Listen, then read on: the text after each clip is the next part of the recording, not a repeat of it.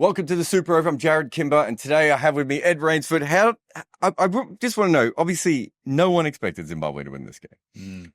But I would almost say it feels like coming home because Zimbabwe's played a lot of cricket at home, but it feels like Zimbabwe almost coming back to the fold. Is that how you've seen this test match? Yeah, I think, hello, Jarrod. I think definitely it's something that has opened the door for Zimbabwe, has really allowed them to be reintroduced to the bigger nations like India, Australia, and England, who are really playing the most test cricket at the moment. So for them to actually also come here from what has happened in the past or the last 20, 22 years, it's a massive thing for them. And so for them to come here and perform the way they did, I think should be very proud, and also the way they've gone about their work.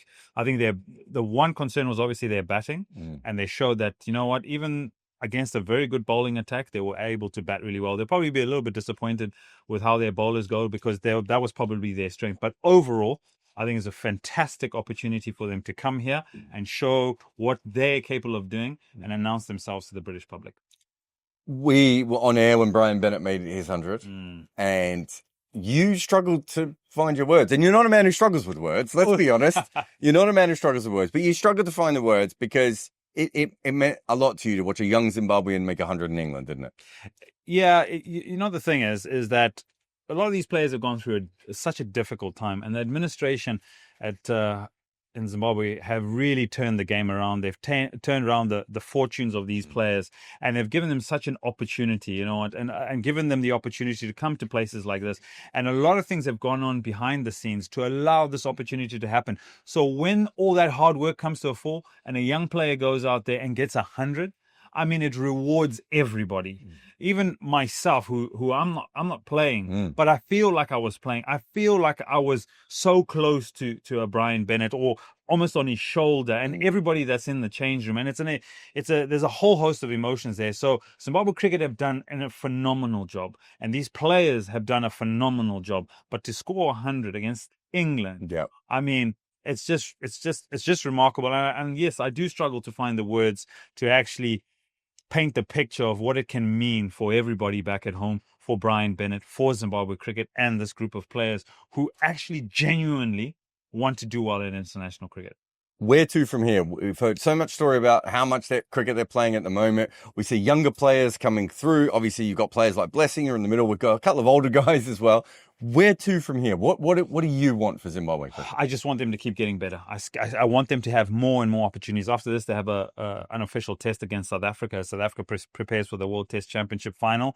And then they've got 2 test matches against South Africa at home in Bulawayo, then New Zealand, then Sri Lanka, then Afghanistan. So I want this group of players and the players that are on the fringes to give it their absolute all for the next 5-10 years, because I think that'll move Zimbabwe cricket from where they are right now, from an administration point of view, where they're very stable, to now competing and winning games, and actually not coming here and where people think, well, you know what, they're here to just, maybe compete. When they come here, you actually now are worried about losing a game. That's where I want Zimbabwe cricket to be, and I hope they get there. I hope there's more players out there in the franchise, in the first-class setup, in and amongst the squad or the fringes, to be looking at this and saying, I want to be part of that and I want to do well. And one final word. This test match, it started off with a few Zimbabwean fans on day one. There's a few more on day 2. Day 3 felt like a Zimbabwean home game. Yeah. What is it like to be in England and see this level of support? People flying in from everywhere for this game. You can't even walk. You're being mobbed. You and Miss Universe Zimbabwe just being mobbed everywhere on this ground. Yeah. It feels like you're all coming together. Yeah. Sport in Zimbabwe is such a magical thing, because our fans and our supporters, and I'm a fan and a supporter, we're so passionate about our country, and we're so passionate about our sportsmen. So when they do get opportunities where you can go and see them play, you want to be there. There's people that, like, you're right, people are stopping me in the corridor and they're like, well, I've come from Bournemouth, I've come from Essex, I've come from Scotland. Some have flown in from Bermuda, some have flown in from they live in Guernsey and France and in Europe. It just galvanizes everybody, and we're such a passionate group of players, people. I mean, beg your pardon. I saw the players actually going into the crowd, and they're not ready to leave yet. They're still here, and obviously the marshals are asking them to leave. But that's how passionate they are. And you're right; it was almost like a home game for Zimbabwe. I felt like it was 50 to 60% of the crowd was Zimbabweans because of how much noise was going on, and how much singing was going on, and how passionate they are. And that's another reward for playing for Zimbabwe right now is that these fans and these supporters are strongly behind this side. Thank you very much for being on talkSPORT. We'll see you again for another Super Over next game.